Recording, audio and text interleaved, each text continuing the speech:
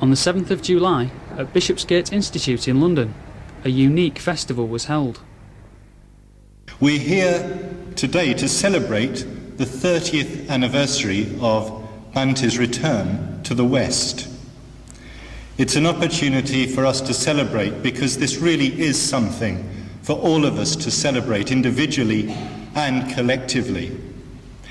I imagine it's also a time for reflection, a time for each one of us to just reflect on what perhaps we might have been doing today had Sangharakshita not returned from India to England to start the FWBO.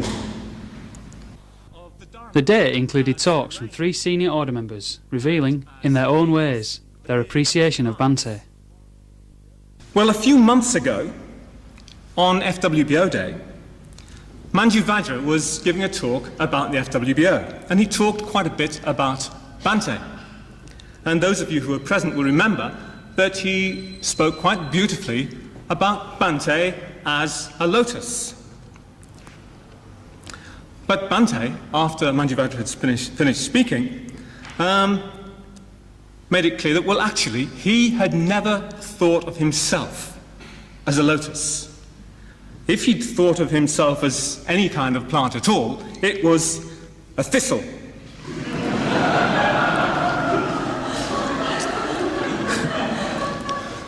So, on FWBO Day, when Bante mentioned this image of the thistle, it struck me with the force of a thunderbolt. It seemed so obvious.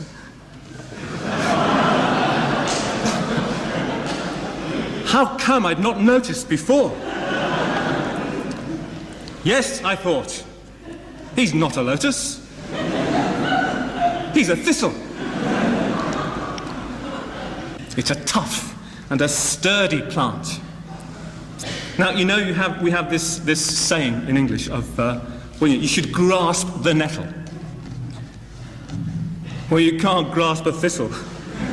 Only a fool or a donkey would do that. You can't meddle with a thistle, at least not without cost. It's a tenacious plant, and it has a very deep root. You can't easily dispose of a thistle, as I think the British Buddhist establishment found out in 1966 and 1967. This tanka was made by Chintamani and Amarajyoti and depicts Bante's vision of Amitabha, as described in his autobiography, The Thousand Petal Lotus.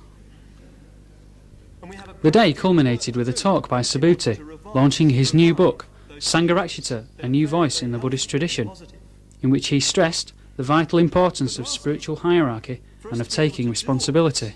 We must be making the most of our own lives. We must, in our own terms, go for refuge to the 3 jewels. We must be realizing our own potential more and more and more. We must be raising ourselves upon that spiritual hierarchy. If we're not doing that, then we will not be able to appreciate others on the spiritual hierarchy. It's my own experience that it's primarily by taking greater and greater responsibility that individuals grow. I think in my own experience and in looking at others around me, this is the principal way in which we develop. And it's one of the principal gifts that we have in our FWBO, in our order, that we have the opportunity to take greater and greater responsibility, thus leading us more and more beyond ourselves within an unambiguously ethical context. And it's because I believe that there's a need to reassert the principle of spiritual hierarchy that I've refused to disguise my own relationship to Sangharakshita in my book. I've refused to give a pseudo-balance. I've refused to be pseudo-objective. I've refused especially to be pseudo-egalitarian, sort of backslapping my subject as I go through it. I've acknowledged my very great respect and gratitude to Sangharakshita. Look what he's done for us. I hope my book will show this very, very clearly. He's distinguished the principles of spiritual life when they were well, in many ways very, very confused in the confusion of Eastern culture and the growing confusion of Western culture. He's made possible a Buddhist life in the modern West, without discarding what is best in Western culture. He's created a living spiritual community and a flourishing spiritual movement.